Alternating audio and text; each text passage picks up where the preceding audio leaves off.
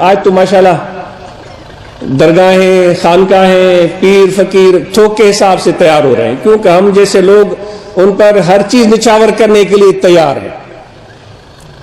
بھئی اس طرح بھی ہم اور آپ نہیں ہونا چاہیے۔ جو بھی آئے ایک نعرہ لگاتا ہے، لوگ جمگٹا لگا لیتے ہیں اس کے اوپر، کہتے ہیں بھئی یہ ہے ہمارا رہنما، یہ ہے ہمیں سیدھے راستے پر کامیابی کی طرف لے جانے والا۔ اس طرح ہر کس کے پیچھے وہ رومی کہتا ہے اے بسا ابلیس آدم روح ہست، ہم سب بشمول ہم سب کے لیے کہہ رہا ہے اے بسا ابلیس آدم روح ہست، وہ شمار انسانی شکل میں شیطان بستے ہیں، پس بہر دستے نبایت داد دست، ہر شخص کے ہاتھ میں ہاتھ نہیں دینا ہے۔ تو کیا آپ لوگوں کو ہو گیا ہے بھائی، جو بھی ڈنڈا لے کر کھڑا ہو جائے تو ہم اس کے سامنے جمگٹا لگا کے کھڑے ہو جاتے ہیں جیسے تماشا دیکھ رہے ہیں؟ اس طرح نجات ملتی ہے، اس طرح کامیابی ملتی ہے؟ کیا میرے آقا نے اس طرح کیا تھا؟ پہلے کسی اور چائنا میں ایسے ہوا ہے، فرانس میں ایسے ہوا ہے، رشیا میں ایسے ہوا ہے، ہر جگہ کیا ایسے ہوا ہے؟ کیا ابھی تک تمہارا اور ہمارا دل تماشو دیکھنے سے نہیں بھرا؟ خدا کے لیے کچھ سوچ سے ہمیں کام لینا چاہیے۔ یہ 5 کلو کا مغز خدا نے تمہارے سر کے اوپر رکھ دیا ہے، یہاں سے تیری ابتدا ہوتی ہے، اس کو استعمال کرو بھائی۔ جو بات کہتا ہے اس بات کو پرکھو، کتنی صحیح ہے کتنی غلط ہے۔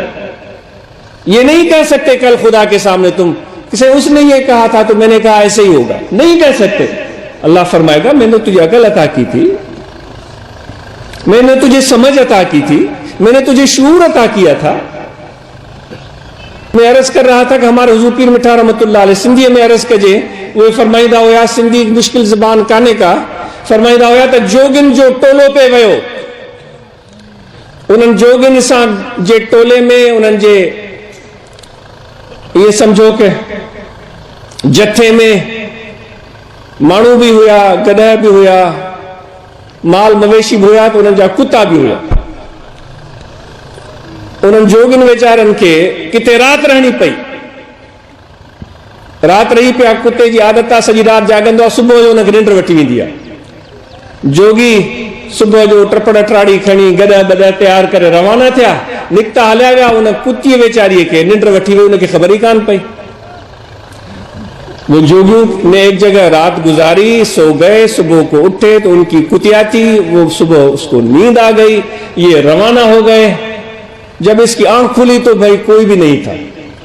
کتیا کو ایک چیز یاد تھی کہ وہ گیروی کپڑے، بھائی جن لوگوں کے ساتھ بیٹھی وہ گیروی کپڑے پہنتے ہیں۔ اب اس بیچاری کتیا نے اپنی دانش کے مطابق یہ سوچا کہ جو بھی گیروی رنگ والے ہوں گے وہی میرے مالک ہوں گے۔ اب جو بھی گیروی رنگ والے کپڑے پہنے بندہ سامنے گزرے، کتیا دم ہلاتی ہوئی اس کے پیچھے، وہ اس کو ڈنڈے مار کے بگائے۔ وہ بیچاری پریشان، بھئی یہ کیا ہوا، یہ تو میرے مالک ہیں، یہ مجھے مار رہے ہیں۔ تو حضور پیر مٹھا رحمت اللہ علیہ ہم سندھیوں کو کہتے تھے کہ سندھیوں جوگیوں والی کتیا مت بنو کہ جس کو گیروی رنگ کے کپڑے دیکھے اس کے پیچھے دم ہلاتے ہوئے چلے جاؤ۔